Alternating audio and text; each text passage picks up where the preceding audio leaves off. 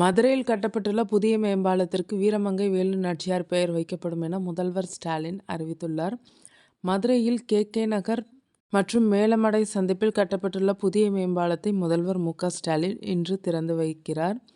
இந்த புதிய பாலம் மதுரை மக்கள் சந்தித்து வரும் போக்குவரத்து நெரிசலை பெருமளவில் குறைக்கும் என்று கூறப்படுகிறது. இந்த புதிய பாலத்திற்கு சுதந்திர போராட்ட வீராங்கனை வேலு நாச்சியார் மேம்பாலம் என அழைக்கப்படும் என அறிவிக்கப்பட்டுள்ளது.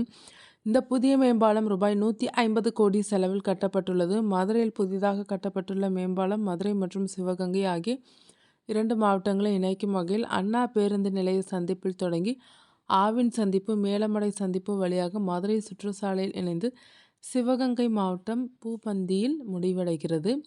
இது 2 மாவட்டங்களையும் இணைக்கும் பாலமாக உள்ளது. இந்த சாலையில் பள்ளி, கல்லூரிகள் அதிகம் இருப்பதால் போக்குவரத்து நெரிசல் அதிகம் இருந்து வந்தது. இதனால் பொதுமக்கள் கடும் அவதிக்குள்ளாகினர். இந்த நிலையில் தற்போது 950 மீட்டர் புதிய பாலம் பயணிகள் சிக்கலின்றி விரைவாக பயணம் செய்ய முடியும் என எதிர்பார்க்கப்படுகிறது. இது குறித்து தமிழ்நாடு அரசு வெளியிட்டுள்ள அறிக்கையில், தென் மாவட்டங்களின் வளர்ச்சிக்கு உதவும் வகையில் மதுரை மாவட்டம் கே. நகர் மேலமடை சந்திப்பில் ரூபாய் 150.28 கோடி செலவில் கட்டப்பட்டுள்ள புதிய மேம்பாலத்தை தமிழ்நாடு முதல்வர் மு.க.ஸ்டாலின் அவர்கள் டிசம்பர் 7 அன்று திறந்து வைக்கிறார். இந்த மேம்பாலத்திற்கு வீரமங்கை வேலு நாச்சியார் மேம்பாலம் என்று பெயர் சூட்டப்படும் என அந்த அறிக்கையில் குறிப்பிட்டுள்ளார்.